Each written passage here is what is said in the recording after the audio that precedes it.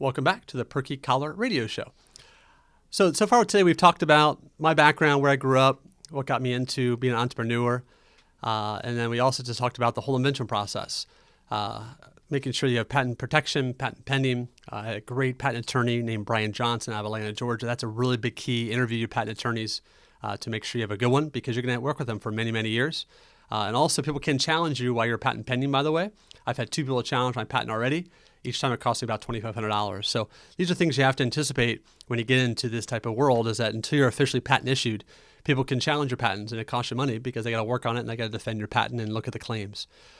So where we left it off last was getting into stores, where I've been, the different cities. For 2018, I'd love to get into Chicago Collective. I'd love to get to New York Market. Those are both 2 shows I have not attended just yet. But they're big shows, and it would really help me get into the Northeast of the United States and a little more of the Midwest, where I'm a little bit lighter. Right now I'm in 316 stores, kind of moving forward all the way to 2018. 316 stores across the country, 41 different states. And we are in a handful of places outside the country, like Canada, Australia, Sri Lanka, and there's others I'm not thinking of off the top of my head. But when you do these trade shows, especially the one at Las Vegas, you do draw people from all over the place. So the challenging part is I'm not patent protected outside the United States. That's the risk you do run.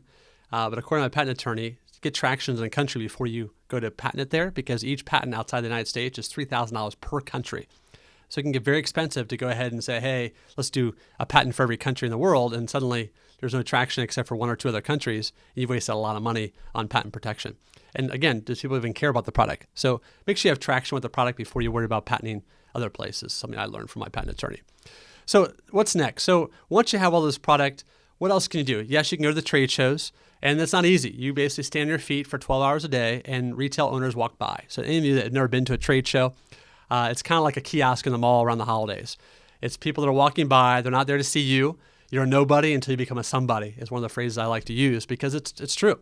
You're not Adidas. You're not Nike. You're not Vineyard Vine. You're a nobody for them. You're an inventor that has a product that they may or may not like or may not need.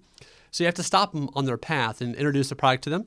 So a typical demonstration I would do, which is we'll use here for Perky Paul today, it would be this. I would just simply have a mannequin in front of my booth. So as they walk by, I also have a retractable banner.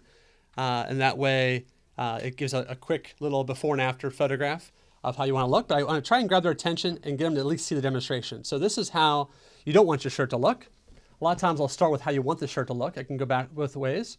All you do is put the product on, lift the collar up, and drop back down. And a lot of times they're very amazed by how that shirt once looked and how it looks now. So a lot of times I'll do the demonstration the other way, which is starts with a nice dress shirt. This is how you want your shirt to look. But unfortunately, after a handful of washes, this is what starts happening. The placket starts to fold, the collar tucks under, a lot of times starts doing this east-west thing. And if you look around most downtown or uptown areas throughout the country, this is how a lot of dress shirts look nowadays. So that's why when I add my product to it, a lot of retail owners, as well as customers directly, are then fascinated with, wow, that resurrected the collar nicely, and I don't have to go out and buy all new shirts. Now, the retail owners were concerned because now they feel like maybe I'm not going to sell as many shirts.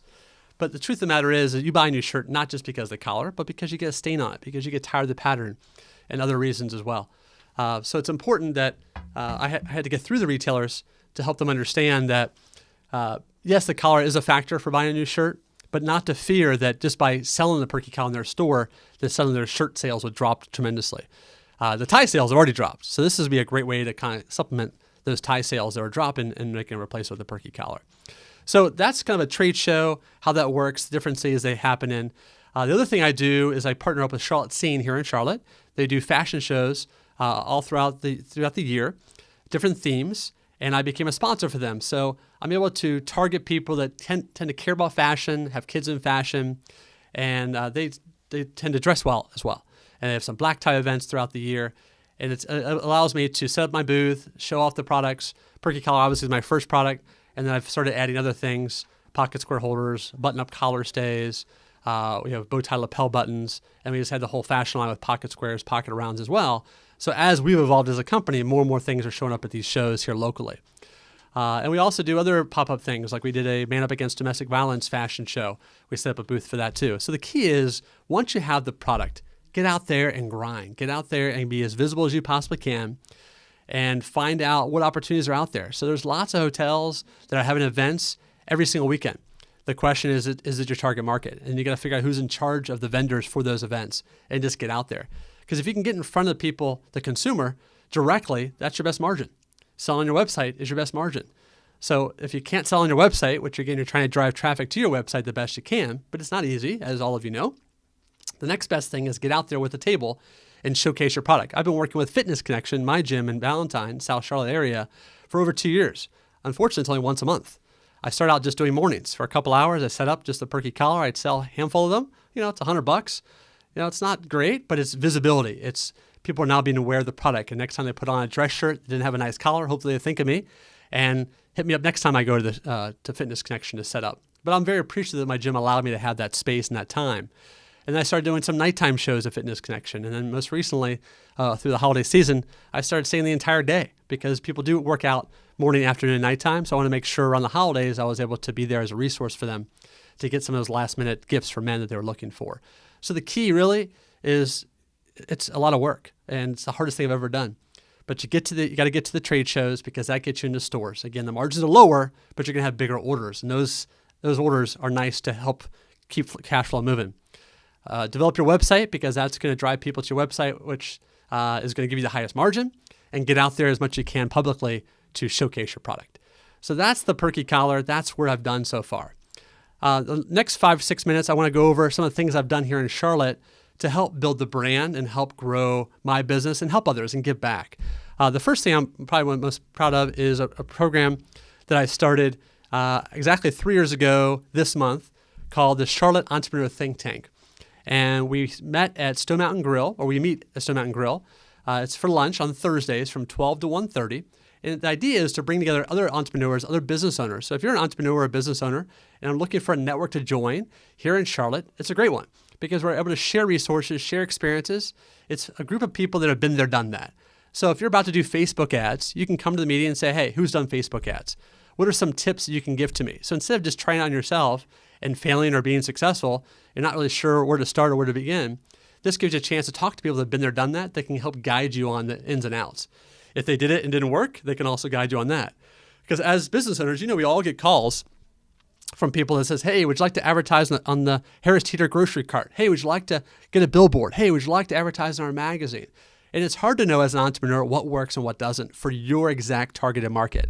Also, identify your target market. That's also a big key too. So the Charlotte Entrepreneur Think Tank, again, we're up to 318 members now, which is fantastic. Unfortunately, not as many of them are active as I'd like them to be because we're busy. We're all entrepreneurs. We're all busy doing our thing. But if you are looking once a month, twice a month to come for lunch and just share your ideas, share your experiences, learn from each other, there's no cost involved. Just your time is all it is. And it's Stone Mountain Grill on Brixham Hill Avenue in Valentine every Thursday from 12 to 1:30. And then for those that can't break away from their jobs, their corporate jobs, we do have a social once a month, last Thursday of the month, and that's a chance for you to come and just hang out, have a drink, have some appetizers, and meet the same business owners that also can't break away during the lunch or can break away, and it gives you a chance to meet the whole group. In December, we do a gift exchange where we bring a book in which everyone goes home with a new book that inspired them at some point in the year. And it's always one of our most popular, well-attended events because everyone loves to find a book that inspired them. In the process right now of reading the Six Hats and talks about how when you're running meetings, it's important for the meetings to have specific purpose and topics and kind of use that side of your focus to be what's the emotional side of this decision, what's the practical side, what's the factual side. And it's a very intriguing book. I haven't finished it yet, but it's a book I got at that gift exchange last Thursday of December. So that's the Charlotte Entrepreneur Think Tank. If you want to learn more, please go to our Facebook page, facebook.com/Charlotte Entrepreneur Think Tank. Now, from that Charlotte Entrepreneur Think Tank, about 2 years ago, there was a big desire to get back to the schools. The CMS Public Schools is our local school district here. And I got together with Cynthia Ingram, who's in charge of CMS, because I went to a meeting in Valentine where I met the superintendent. At that time was Dr. Ann Clark. And she said, if you want to get involved with CMS, the best way to do it is through our CMS CTE program. So she put me in touch with Cynthia Ingram, and then off we went. So 2 years ago, we started meeting with Cynthia. I started asking people from my entrepreneur group, hey, would you mind helping me launch this program for CMS schools? So what is the program? It's called Real Entrepreneur Experience and Learning 100. We also had to figure out the name. That was a part of our meeting process. But what we came up with was activity booklets for kids, and you can see it if those who watch on YouTube, and I can read it to you if you're not watching on YouTube. And basically, it's broken into 6 sessions. The first session is you're just trying to come up with a problem that you have as a child. And again, most people don't listen to middle school kids with problems they have. You just deal with it, right? So this gives them a chance to vocalize the problems that they have. And then session number 2 is they get to find a solution. So a lot of kids like to come to me with problems, but very few of them ever come to you with a solution. So some of the problems they came up with this past session, whereas the shoes always get dirty. So one of the groups came up with a product called the shoe sock. It protects the shoes from getting beat up. It's a zip-up clear sock. So that's a great example of a problem they had. Hey, I got bright white pair of shoes. I go to school, someone steps on them. I step in a puddle, someone purposely steps on my foot. And now they're dirty, I'm all bummed out. I go home and I try and clean them. And there are cleaners out there, but they wanted something they could put on their shoe to make it clean. That's a product of our Real Entrepreneur Experience and Learning Program. So session 3 is they learn how to protect their invention, which is important. As we talked about in our previous episodes, I want them to understand about trademarks and copyrights and patents and how to protect their idea. The 4th session, they start working on prototyping a little bit. They start looking for pictures. They start putting together a poster board with identifying the problem, the solution, and how their solution is going to work. Some come up with apps. Some come up with physical products. Some will come up with services. It's up to the group. They work in groups of 3 or 4. And then the next couple weeks, they start working on that poster board, fine-tuning it. Week 5, we go on the 4 P's of marketing, which is product, promotion, price, and place. And we do an example of Bluebell, Mayfield, and Ben & Jerry's ice cream. And I want them to dive into their websites, understand how they're different, how they're unique, and then also use that information to help them with their websites and their product packaging. And then session 6 is, okay, now how are you going to market it? You got 5,000 of your product, or your app is now out there. How do you promote it? So most kids have no clue when it comes to marketing, how products get into stores, or any of the invention process. They watch Shark Tank. They have a little understanding, but we really want to give them a more comprehensive understanding. And the most important thing about Real 100 is it's not just about memorization and regurgitation. There's so much of that in school now, so much focus on testing. Real 100 is critical thinking. It's problem solving. It's using pencil and paper. It's coloring things. It's not all digital. Now, a lot of them make websites. There is a digital component to it. A lot of them build apps. But the most important component of it is working as a team, having presentation skills. They have to create their own logo. And at the end of each session, they present to the class what they've learned about their product, what competition's out there. They have to do that research, how their app is better, how their product is better. And it really gets them thinking critically about how they can make a product that really does solve a problem. And then when it comes to targeting, they got to figure out, okay, now who wants their product?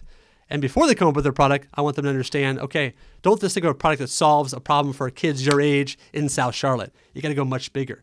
So sometimes they'll vet through a lot of problems that they're solving based on scale.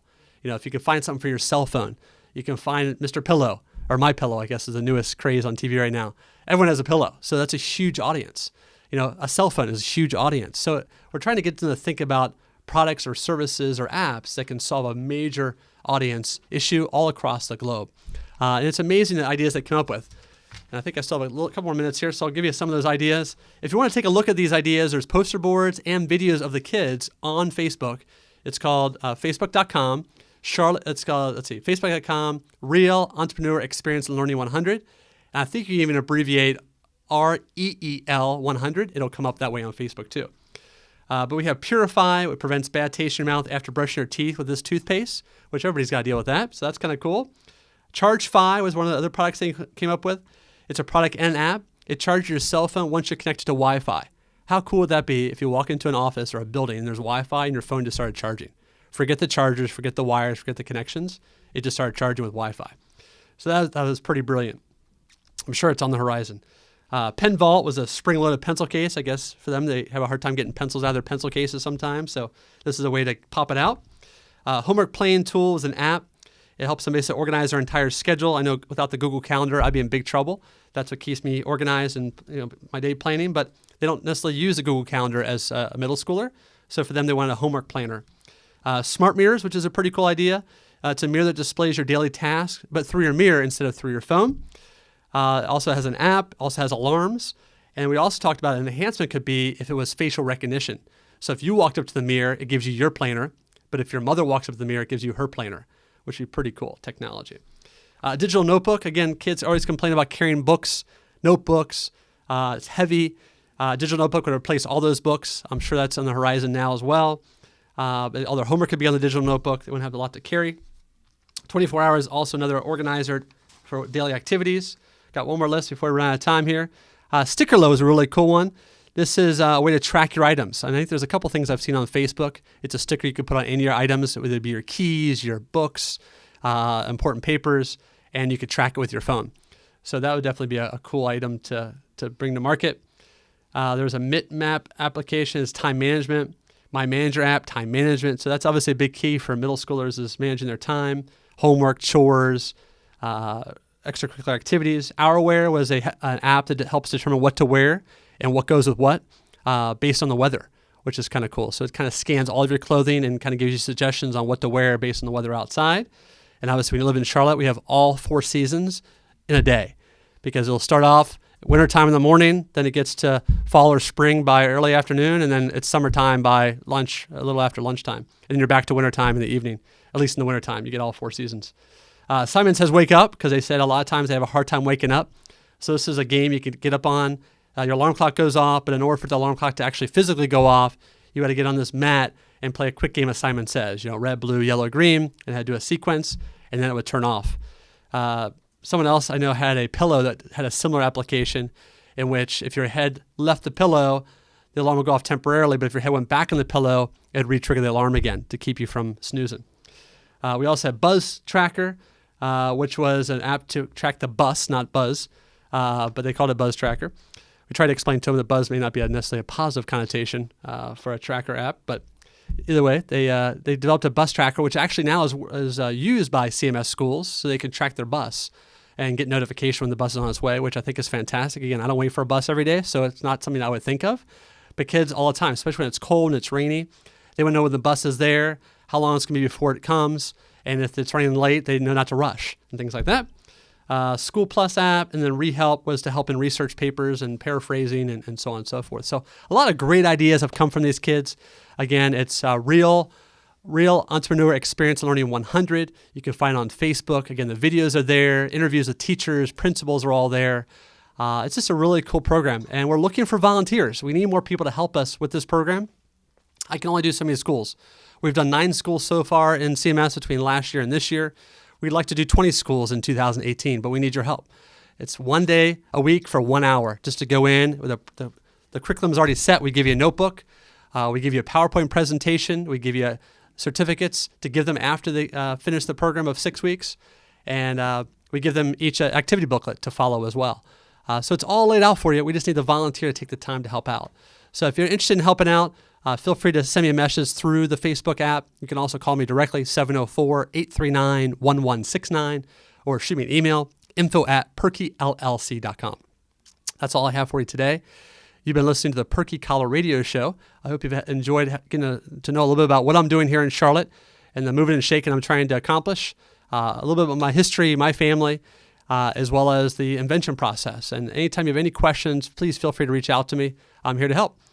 And you're tuned in to WDRB Media, the voice of the community, and we will see you next week. Have a great day.